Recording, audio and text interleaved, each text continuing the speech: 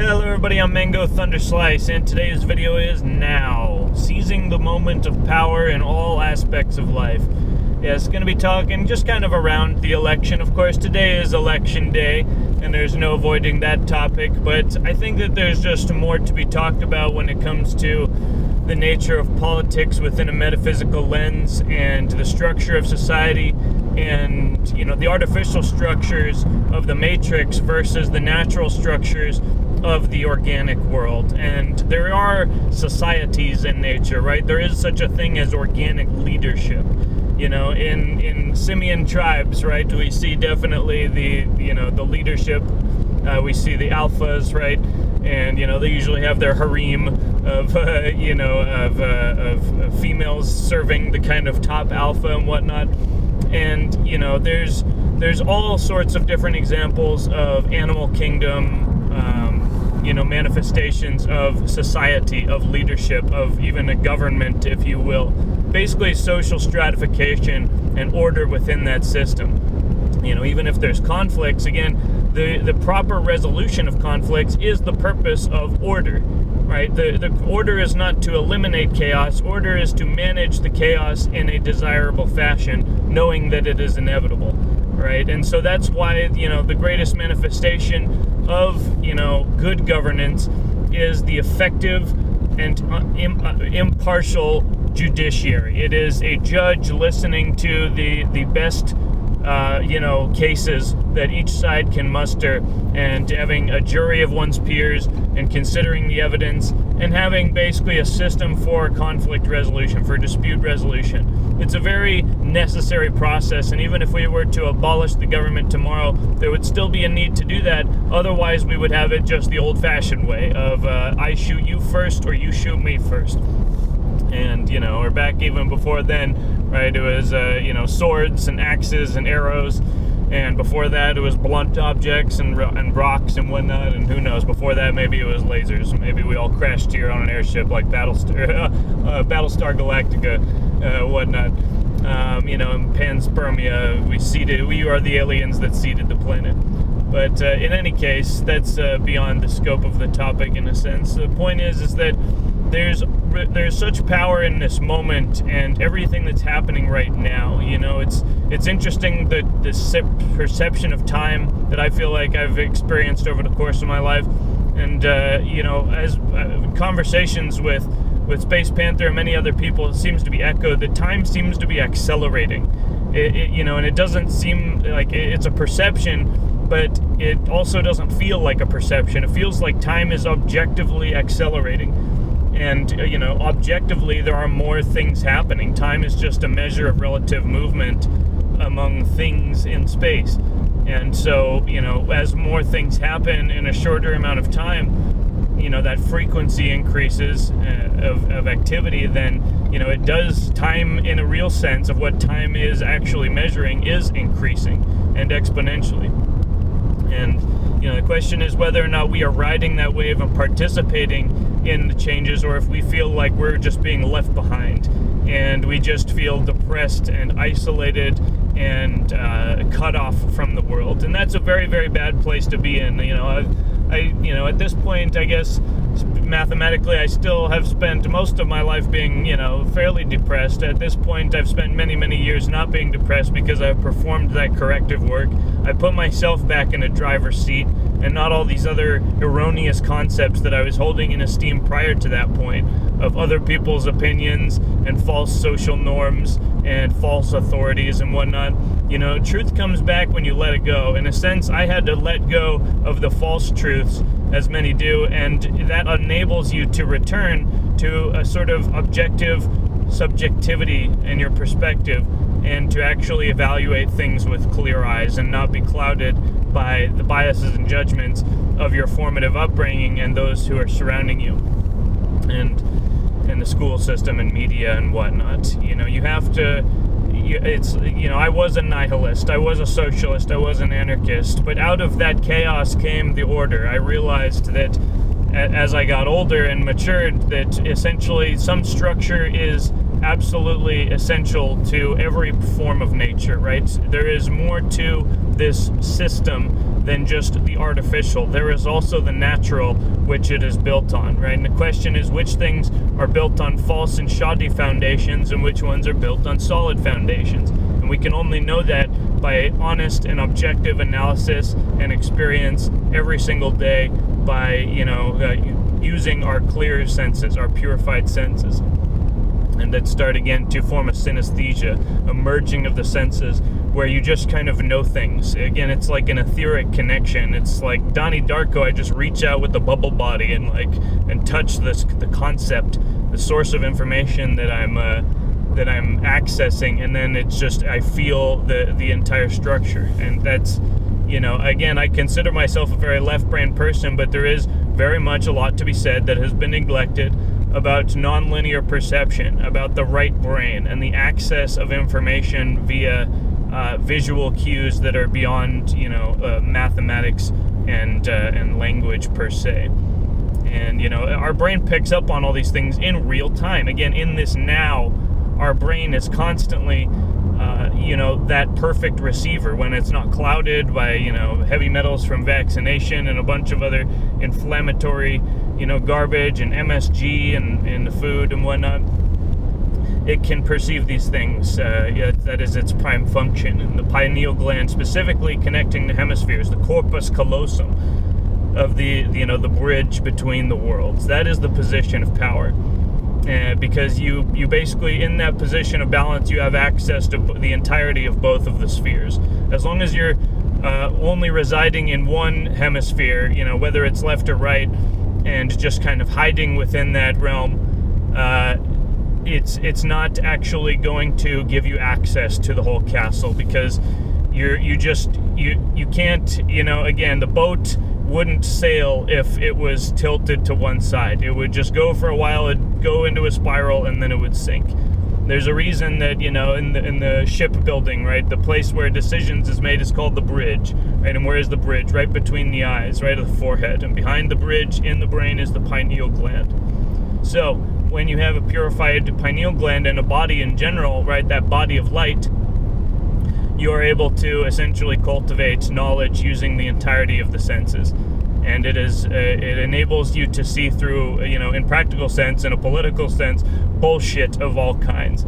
And, it's people will say that Trump is the king of bullshit, but really I think that Trump is the king of calling out bullshit. And all of the things that they lay at his feet are projections of their own darkness, right? It is, Trump is so divisive and so hateful. From the people that have spent countless decades and years just deriding and just spitting on the people in the flyover country of these dumb rednecks who cling to the guns in their Bible, because they're too afraid of the great transgender communist future.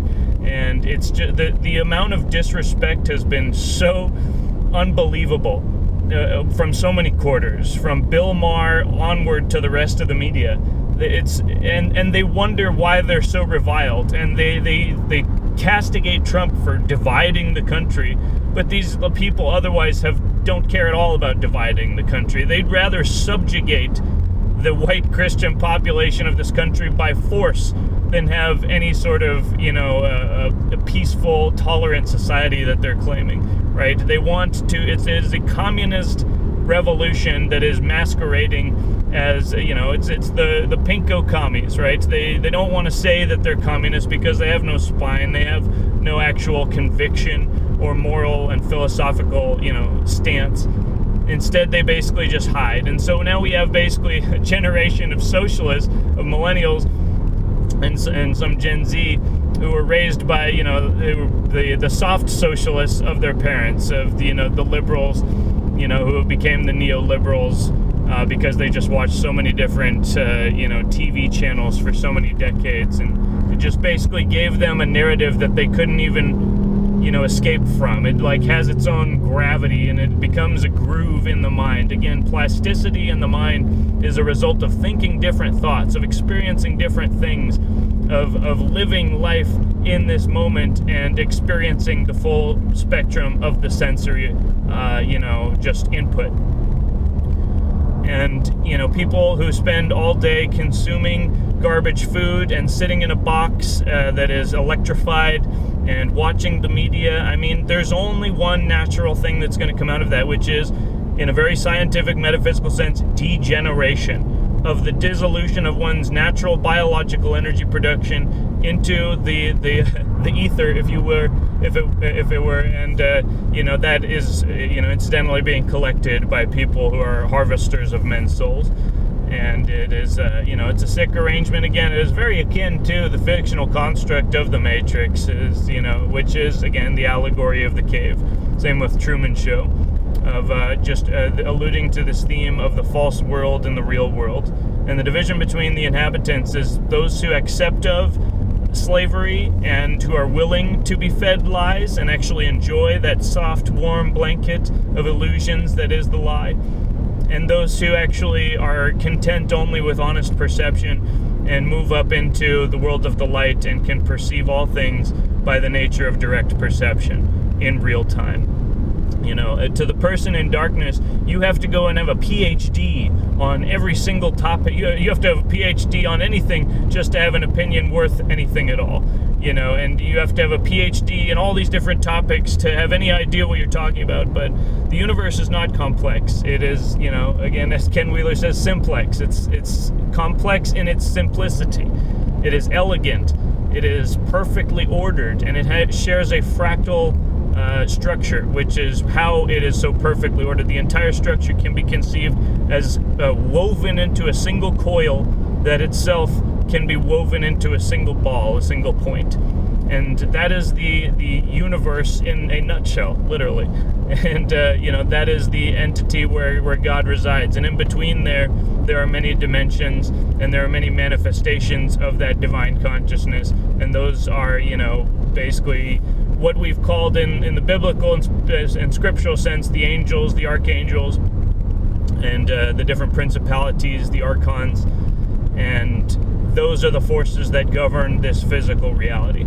And even in a scientific worldview, I find those to be completely valid concepts. Because again, when they're trying to feed us dark matter, but they can't find any information to suggest that it actually exists, nothing confirms their worldview about, gravity, relativity, and dark matter and all this nonsense, black holes. It's all basically an electric universe. Everything that we're perceiving using our instruments can be explained better, not just equally, but more adequately by the electric universe model. And the fundamental difference between the electric universe and the relativistic universe is the electric universe conceives of a complete unity of the universe and universal connection through that flow of current, versus relativity sees all of these various inertial frames of reference as isolated and not subject to any grand connecting structure. And so, again, that's a moral worldview of isolation and subjectivity and solipsism, that, I don't perceive of these other things and therefore they don't exist. Right? If I spin around enough, as one of our longtime subscribers said with Einstein, if I spin around enough, I become Wonder Woman, right? My perception is the truth. And, but it's not, right? It's amazing that we even think that's a profound statement today, and it speaks to our own moral relativism of, the experience is the truth, right? The subjective perception is the truth because there is no truth. Right, that is the moral equivalence of relativity, and it's no coincidence that moral relativism has permeated the world in the same era as scientific relativity, because they are both bullshit pseudo philosophies by pseudo academic midwits who accept of big words that are spouted to them because they don't actually have an actual education and intelligence. You could be a mathematical genius, but if you don't understand the actual literary history of the species, in my opinion, you're not educated. A doctor is not educated. A doctor is a technician who learns the body as he would, as an automotive mechanic would learn, mufflers and different parts of the car. That is exactly how they treat the body, and they're given these handbooks, these training manuals by the pharmaceutical industry, who themselves are controlled by, Rockefeller and the pharmaceutical and the oil cartel.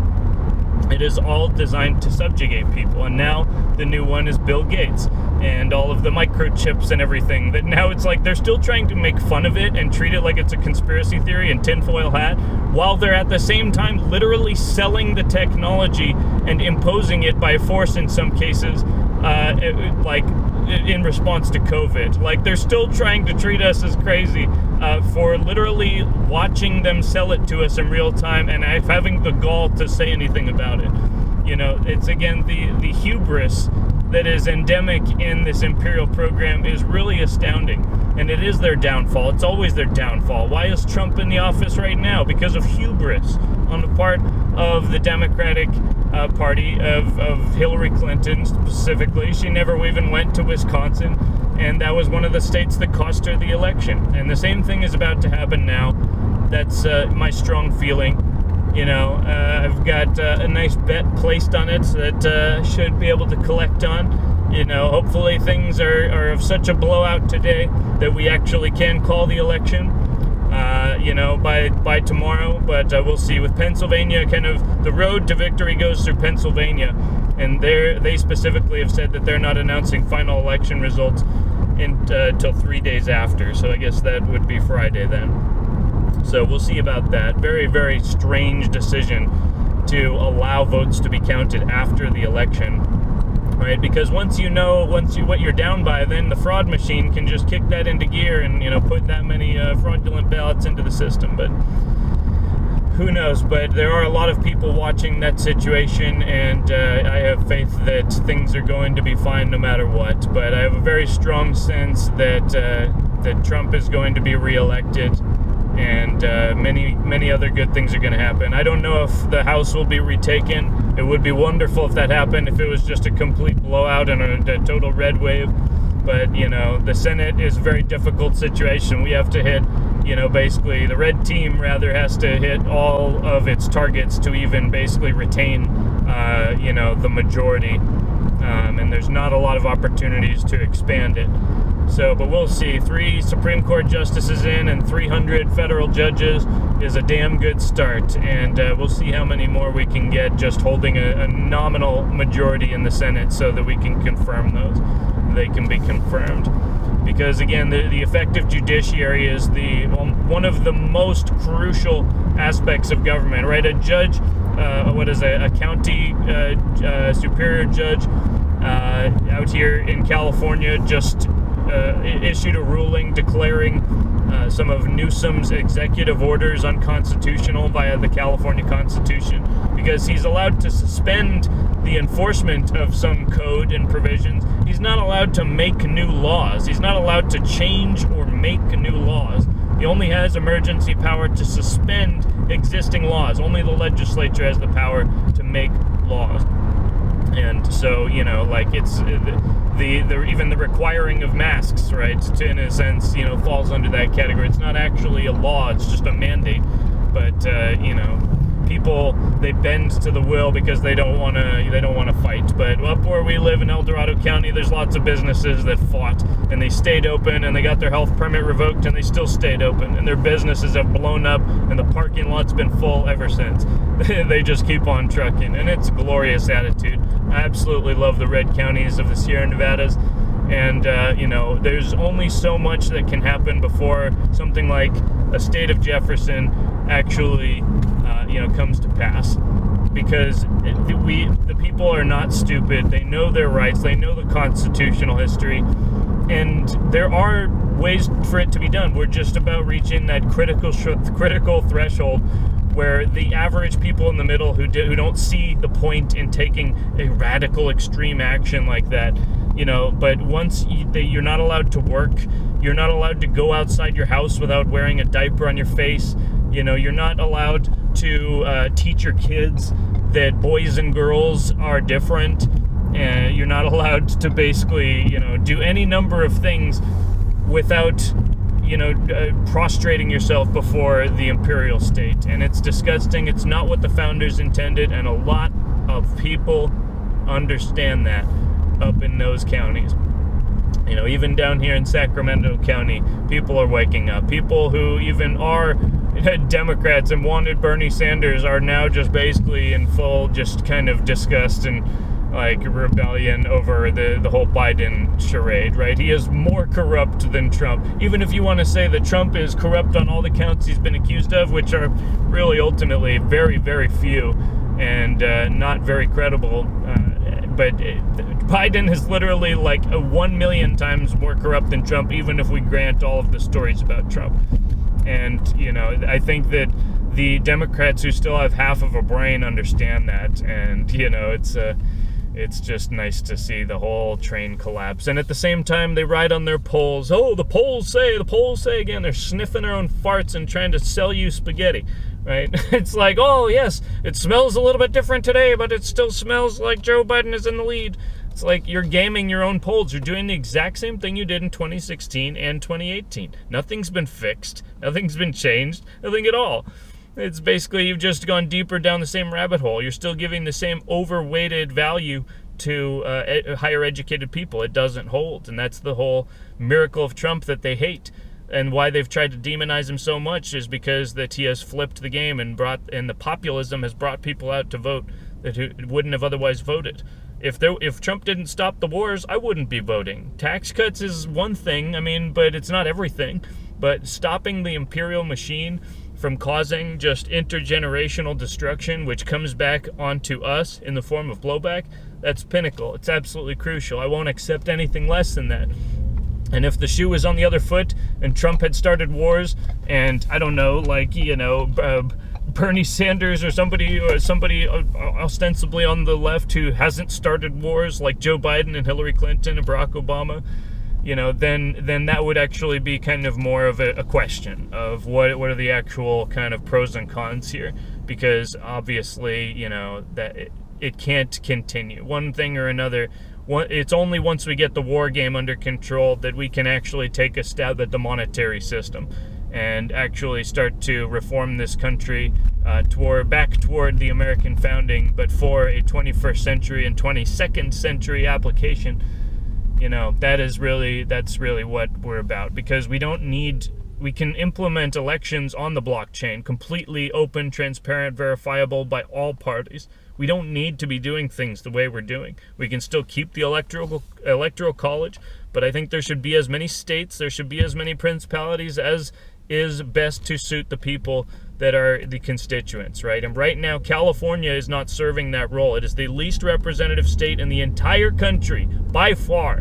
The second place state is like less than half as unrepresented as California is.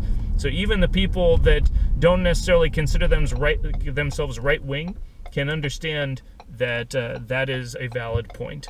That you can't get by in a so-called representative democracy where one representative represents 2 million people.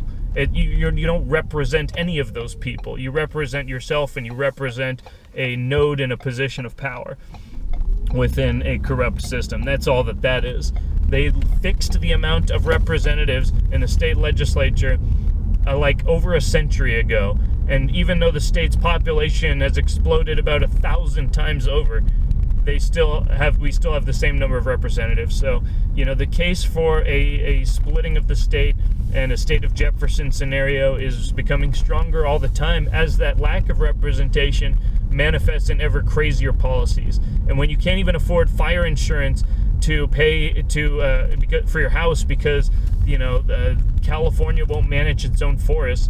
And yes, the federal government owns the land to a large degree, but it is still the state's responsibility to perform forest management operations. It's not the federal government's responsibility traditionally to go in and actively manage state forest resources. That is the state's role, regardless of the ownership, and that's in the USDA documents, right? So that's it's again one of these little red herrings they throw out when in reality they know that they're responsible for it, but they're always trying to deflect. They are weakness incarnate. They are the reft, and we are the light. The light will always take accountability because it knows nothing can be hidden. Everything is visible. Everything can be seen and perceived. And that is how things should be treated. It is in that mentality that we can respond to reality in real time. We can shine a light on the things that are occurring, and we can basically respond to them as needed. So, you know, that is, again, the very fundamental psychic and psychological difference between the left and the light, the formerly left and the right. But things have inverted and twisted, and now we're in a new paradigm. And there's basically the liberal fascist party in the form of the Democrats, and there's the emergent populist Republican Party. The original Republican Party, and traditionally has been fairly populist, and you know, it's basically just about returning to that, and not being all about, you know, imperial war machine to you know, on behalf of various different foreign interests. I don't think that the average person is for that, and I think they know that, and it's taken this artificial false divide to gin up enough support among you know, religious people mainly, to go to war for Jesus, and, you know, basically go to war for Israel, and go to war for all these different reasons, but none of them are good reasons. And we can work with the world without giving up our military to the UN, without sacrificing anything. We can just have effective leadership, and you know, speak softly but carry a big stick, as it were.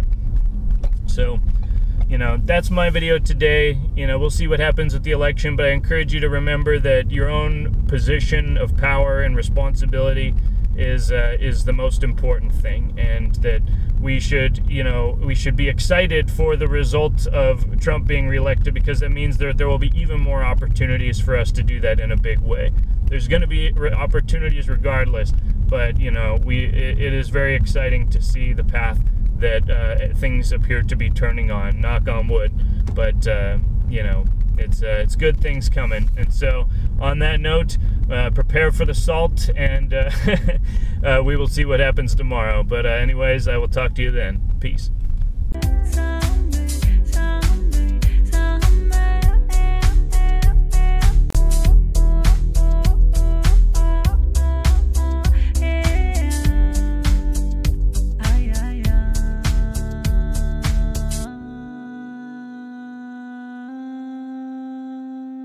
Ah.